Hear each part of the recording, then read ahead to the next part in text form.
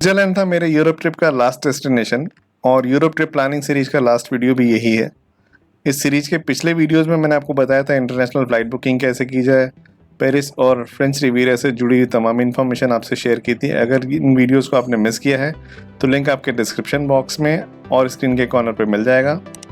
अगर मेरे चैनल पर आपका फर्स्ट टाइम है तो सब्सक्राइब और बेल आइकन बटन तुरंत हिट कीजिए ताकि आपको ट्रैवल रिलेटेड टिप्स और इन्फॉर्मेशन मिलती रहे।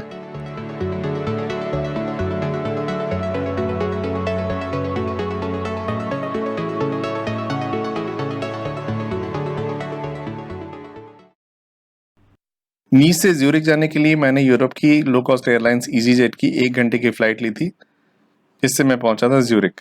फ़्लाइट के अलावा एक और भी रास्ता है जिससे आप नीस से ज्यूरिक पहुंच सकते हैं। इसके लिए लेनी होगी आपको इटालियन रेल, जो कि आपको नीस से जिनोवा होते हुए ज्यूरिक तक लगभग 8 से 9 घंटे में पहुंचा देगी। और काफ़ी हिस्सा आप इस रास्ते में देख सकते हैं जो कि पड़ेगा फ्रांस में, इटली में एंड स्विट्ज़रलैंड में। तो मेरे हिसाब से ये काफ़ी रिकमेंडेड ट्रेन जर्नी होगी अगर आप लंबी ट्रेन जर्नी से कंफर्टेबल हैं तो। अगर बात स्विट्जरलैंड के कैपिटल की जाए तो यहाँ पर कोई भी ऑफिशियल कैपिटल नहीं है। अनऑफिशियली बर्न को इसका कैपिटल बोला जाता है। इस देश के लोग बोलते हैं German, French and Italian. Switzerland उन चुनिंदा यूरोपियन देशों में से एक है जहाँ पर अंग्रेजी बोलने और समझने में यहाँ के लोगों को कोई परेशानी नहीं होती है।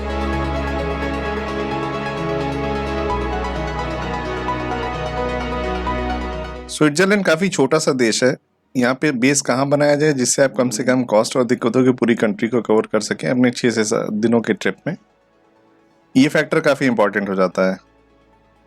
यहाँ का रोड और रेल इंफ्रास्ट्रक्चर भी काफ़ी अच्छा है, इसलिए आपको एक पॉइंट से दूसरे पॉइंट पे पहुँचने में अगर आप ट्रेन यूज़ करें तो ज़्यादा से ज़्यादा लगते हैं लगभग 3 घंटे। और सच कहूँ तो मुझे स्विट्जरलैंड में जर्नी भी डेस्टिनेशन जितनी खूबसूरत लगी। मैंने अपना बेस बनाया था ज्यूरिक में और ल्यूसर्न में। अगर आप चाहें तो ज्यूरिक की जगह रुक सकते हैं इंटरलाकेन में, जो कि सेंट्रल स्विट्जरलैंड में है। आप कहीं भी रुकिए पर कोशिश कीजिए कि आपके होटल के पास या तो ट्रैम स्टॉप हो या ट्रेन स्टॉप हो, ताकि आपको पब्लिक ट्रांसपोर्ट तक पहुंचने में बहुत ज़्यादा वॉक ना करना पड़े। मैं रिकमेंड करूंगा कि आप स्विट्जरलैंड में पब्लिक ट्रांसपोर्ट ही यूज़ करें। इसके 2 मेन रीजंस हैं। एक तो ये बहुत ही कन्वीनियंट और पंक्चुअल है, और दूसरा रीज़न पब्लिक ट्रांसपोर्ट यूज़ करने का ये भी है कि पूरे यूरोप की तरह स्विट्जरलैंड में टैक्सीज बहुत ही ज़्यादा महंगी हैं और पॉकेट में बहुत बड़ा छेद हो जाएगा अगर आप टैक्सीज यूज़ करेंगे तो। जब आप यहाँ की पब्लिक ट्रांसपोर्ट यूज़ करेंगे तो आपको ये भी अपने आप में एक अट्रैक्शन ही लगेगा। देखने के लिए स्विट्जरलैंड में हर एज ग्रुप के लिए बहुत कुछ है।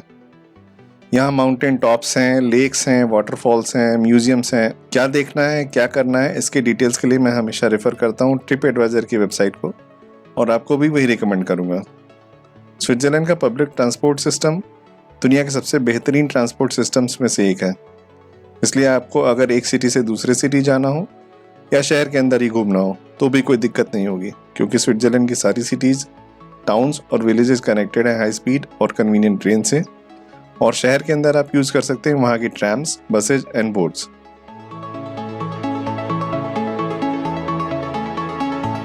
स्विट्जरलैंड में 2 तरीके हैं घूमने के। एक है कार रेंटल। अगर आप राइट हैंड ड्राइव से कंफर्टेबल हैं तो ये सबसे इकोनॉमिकल तरीका हो सकता है, क्योंकि 1 वीक का रेंटल कॉस्ट एक हैचबैक कार के लिए होता है लगभग 20 से 22 हज़ार रुपये।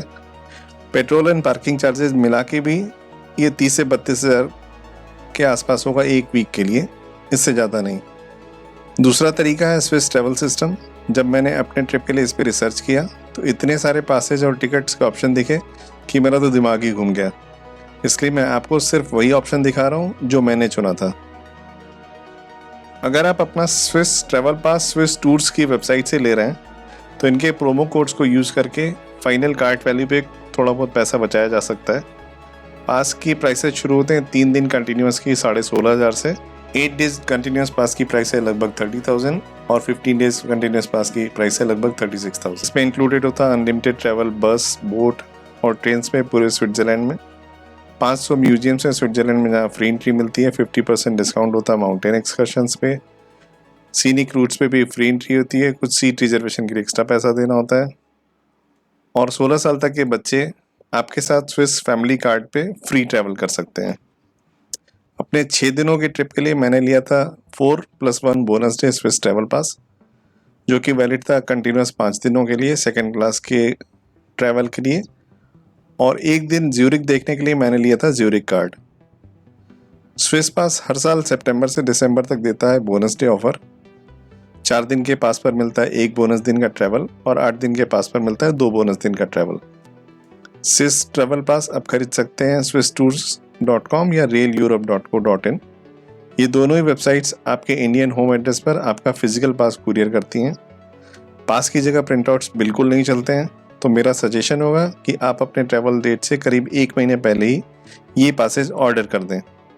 और बाई चांस अगर आपने चुना है सेल्फ ड्रिवन कार, तो आप अपने होटल या गेस्ट हाउस से कॉम्प्लीमेंट्री सिटी ट्रांसपोर्ट पास ले सकते हैं, जो कि उस लोकेशन पे पब्लिक ट्रांसपोर्ट में यूज़ करने के लिए वैलिड होता है।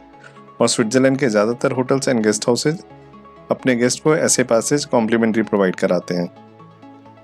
मैं अपनी ट्रिप में एक जगह से दूसरी जगह पे जाने के लिए यूज़ किया था गूगल मैप्स, जो कि स्विट्ज़रलैंड के केस में काफ़ी एक्यूरेट है।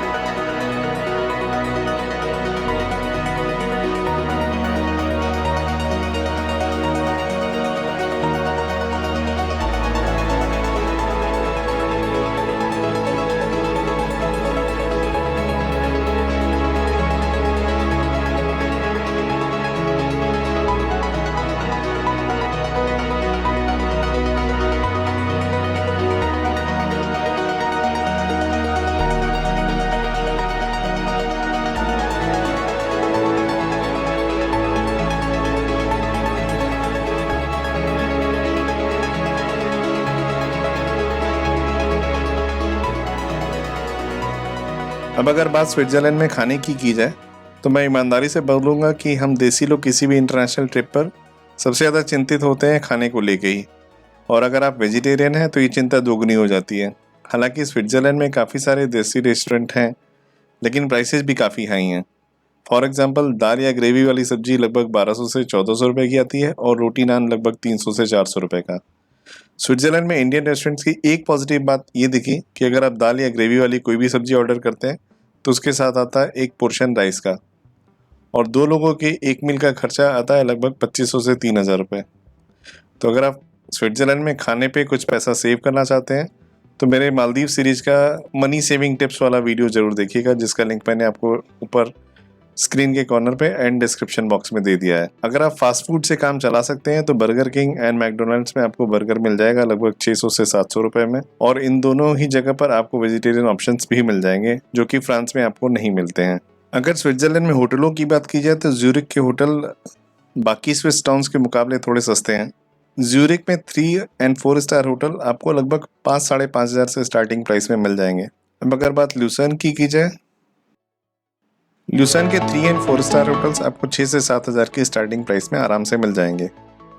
और अगर आप ज्यूरिक के सिटी सेंटर में एयरबीएनबीज भी खोजने जा रहे हैं तो आपको 3,000, 3,500 से 5-6,000 के रेंज में सिटी सेंटर में आसानी से बीएनबीज मिल जाएंगे।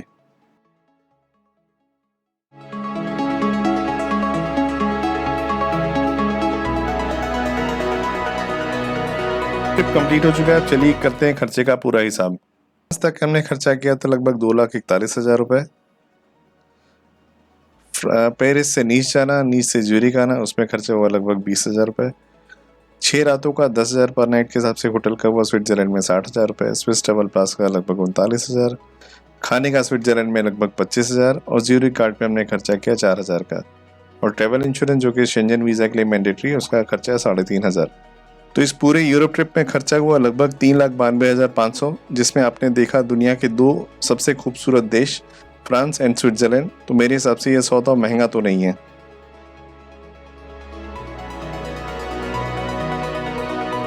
अगर आपको मेरा स्विट्जरलैंड पे बनाया हुआ ये वीडियो पसंद आया हो तो इस पर लाइक करना, इस पर कमेंट करना और इसको शेयर करना मत भूलिएगा। और मेरी उम्मीद है कि आप लोगों ने मेरे चैनल को अभी तक सब्सक्राइब तो कर ही लिया होगा। अगले वीडियो में मैं आपको लेके चलूँगा एक डिवाइन रूट पे और दर्शन कराऊंगा शिरडी और शनि शिंगणापुर के।